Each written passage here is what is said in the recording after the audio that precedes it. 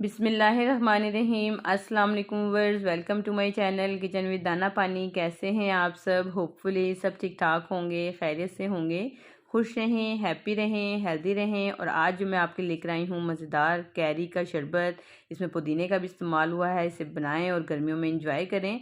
तो शुरू करते हैं इसकी रेसिपी। बिस्मिल्लाहिर्रहमानिर्रहीम। यहाँ देखिए मैंने ली थी 2 किलो कैरी। जो सख्त वाली आंबियाँ होती हैं वो ले लें, या थोड़ी सी जो खट्टी मीठी हैं वो भी चलेंगी इसमें। तो यहाँ पे मैंने 2 किलो ली थी, तो इसमें से जो देखें यहाँ पे छिलके और गुठलियाँ निकलने के बाद जो बची हैं आंबियाँ, उसका वज़न तकरीबन होगा 1.25 किलो। 1.25 किलो से थोड़ी सी ज़्यादा या कम, बस इतना ही इसका वेट होगा एक अंदाजे के मुताबिक। तो अब हम इसको क्या करेंगे, 2 कप इसमें डालेंगे पानी। और पानी डालने के बाद हम इसे रख देंगे चूल्हे पे पकने के लिए। सिर्फ इतनी देर हमने इसको पकाना है, 5 से 7 मिनट में ये गल के सॉफ्ट हो जाएंगी, ठीक है। और पानी बहुत ज़्यादा नहीं डालना हमने, सिर्फ इतना पानी डालना है जो कैरी गल जाए। और थोड़ा बहुत अगर बच जाए तो उसमें बहुत ज़्यादा पानी नहीं होना चाहिए।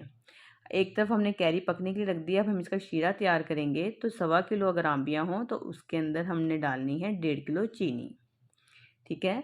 तो चीनी डालने के बाद हमने इसका एक शीरा तैयार करना है। आपको लगेगा इसमें बहुत ज़्यादा चीनी जा रही है, तो ऐसा नहीं है। ये अच्छा खासा बन के 2-3 बॉटल्स, जैसे आप लाते हैं ना बाज़ार से रूह अफ़ज़ा वगैरह ख़रीदते हैं, तो उस तरह की 2 से 3 बॉटल्स बन के तैयार होंगी इसकी। तो ये कोई ज़्यादा चीनी नहीं है। तो आप इसकी अफादियत का अंदाज़ा लगाएं, क्योंकि इसमें पुदीना जाएगा, इसमें आंबियाँ जाएंगी, बहुत फ़ायदेमंद होगा। तो बाज़ारी शरबत इतने महंगे महंगे ख़रीदने की ज़रूरत नहीं है, बल्कि आप उसे घर में तैयार करें। तो चीनी का शीरा पकने के लिए मैंने रख दिया है। कोई तार वगैरह नहीं बनानी, सिंपल हमने उसका एक शीरा बनाना है। आंबियाँ देखें यहाँ पे गल चुकी हैं कितनी आराम से, स्पून की मदद से ही ये सॉफ्ट है, तो प्रेस हो रही है, नरम है बिल्कुल। अब हम क्या करते हैं, आंबियों को रख देते हैं ठंडा होने के लिए। थोड़ा ठंडा हो जाए उसके बाद हम इनको करेंगे ग्राइंड। उससे पहले मैं इसका एक मसाला जो हम इसमें डालेंगे, कुछ चीज़ें वो तैयार कर लेते हैं, एक अलग बर्तन में निकाल लेते हैं। तो सबसे पहले यहाँ पे मैंने लिया है नमक। तो 1.5 टेबल स्पून मैं इसमें डालूँगी नमक, ठीक है। रेशो आपने यही रखना है, ये बिल्कुल परफेक्ट इसका जो है रेशो है चीज़ों का। और साथ ही 1 टीस्पून थोड़ी सी भर के आपने ली हैं काली मिर्च, 1 टीस्पून भर के। साथ में यहाँ पे जाएगा, ये देखें, भुना हुआ ज़ीरा, ये भी मैं भर भर के लिया है 1.5 टीस्पून। भुना हुआ ज़ीरा भूनने के बाद उसे पाउडर में पीस लें। अब हम इसमें डालेंगे काला नमक, ये भी जाएगा 1.5 टीस्पून भर के। तो बस ये 3 से 4 चीज़ें हैं जो इसमें फ्लेवर के लिए जाएंगी। और इसको थोड़ा सा रिफ़्रेशिंग कलर देने के लिए हम इसमें फूड कलर का इस्तेमाल भी करेंगे। तो यहाँ पे मेरे पास है, देखें, ग्रीन फूड कलर है, क्योंकि आंबियाँ ग्रीन होती हैं, हमने इसको ग्रीन कलर ही देना है।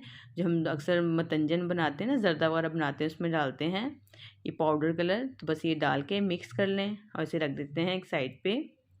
अगर आप कलर नहीं भी डालना चाहते तो इसके फ्लेवर में कोई फ़र्क नहीं पड़ेगा, लेकिन कोई चीज़ हम जब इस्तेमाल में लाते हैं, खाते पीते हैं, तो देखने में भी रिफ़्रेश होनी चाहिए ना, तो इसलिए इसमें कलर डाला जाता है थोड़ा सा, ठीक है।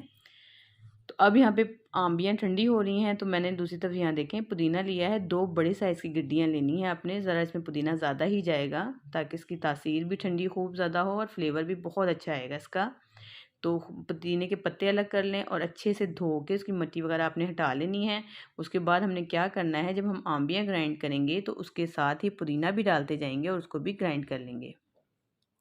आंबियाँ अच्छे से ठंडी हो गई हैं, और ये देखें पुदीना भी मैं इसमें साथ के साथ ही डालती जाऊँगी। और किसी पॉइंट पे अगर आपको लगे कि ग्राइंडर के जग में चलने में यानी कि इतने आराम से नहीं पिस रहा, तो आप 1/4 कप का जितना साथ साथ पानी डाल सकते हैं इसमें। तो ये देखें, और साथ ही मैं जो पाउडर मसाले मैंने मिक्स करके रखे थे, ये भी मैं साथ के साथ ही इसमें डाल दूँगी। और थोड़ा सा पल्स मोड में चलाएँगे ना, रोक के फिर चलाएँ फिर रोकें, फिर ये आसानी से पिस जाएगा। तो बहुत ज़्यादा पानी भी नहीं आपने इसमें भर देना, तो बाद में हमें पकाते में टाइम ज़्यादा लगेगा फिर इसको। तो यहाँ देखिए ये शीरा बन के तैयार है। इसमें सिर्फ क्या था कि जो चीनी है वो अच्छे से घुल गई है, हमने इसकी कोई तार वगैरह नहीं बनानी। अच्छा सा एक चिपचिपा सा जो शीरा होता है ना, जैसे हाथों में चिपकता है, दोनों आप उंगलियों को रब करके देखें ऐसे, तो स्लिप हो रही है ना उंगलियाँ, तो समझ लें कि ये बिल्कुल शहद वाला टेक्सचर होगा इसका। बस इतना ही गाढ़ा होना चाहिए, कोई तार नहीं हमने इसमें बनानी। और अब हम क्या करेंगे, जो मैंने पेस्ट बना के तैयार किया है, ये अब हम डाल देंगे इस शीरे के अंदर। बहुत सिंपल, बहुत आसान रेसिपी है, कोई इसमें मुश्किल चीज़ नहीं है। ये देखें, बस शीरे में डालना है और इस सारे जो पेस्ट हमने तैयार किया है इसको हमने शीरे के साथ ही पका लेना है।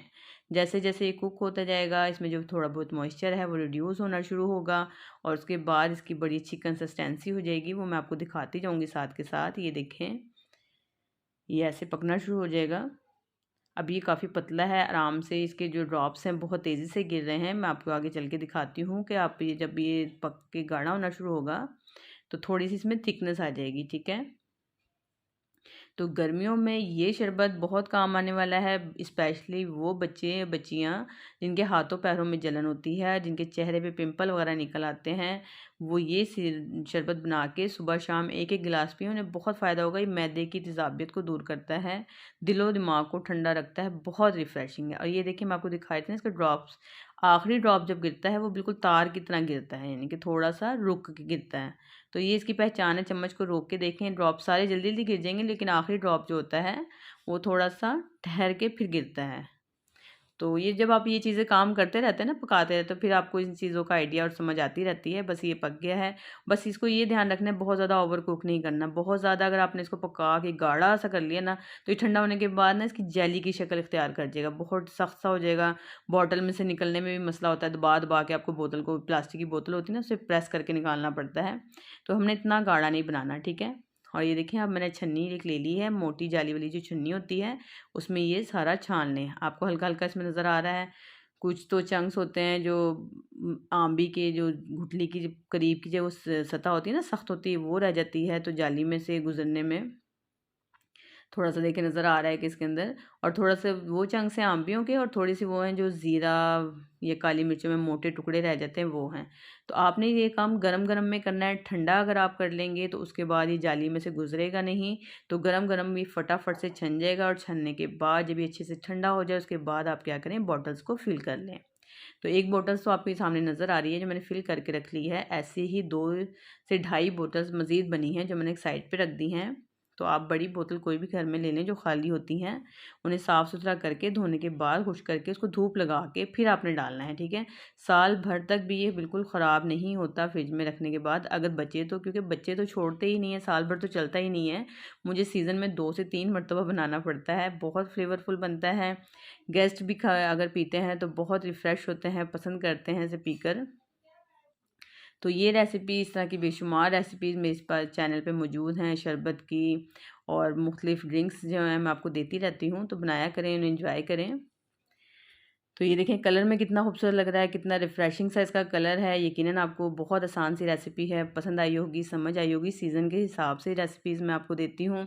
तो मार्केट में इतनी अच्छी कैरीज़ आई हुई हैं, आप उनसे फ़ायदा उठाएँ और ज़रूर ये शरबत बनाएँ। और रेसिपी पसंद आए तो उसे लाइक और शेयर ज़रूर करें। मेरे चैनल पे अगर आप नए हैं तो प्लीज़ आप मेरे चैनल को सब्सक्राइब भी करें, बेल आइकन को भी प्रेस करें और लाइक का बटन ज़रूर दबा दिया करें। इसके साथ आप मुझे दें इजाज़त। अल्लाह हाफ़िज़।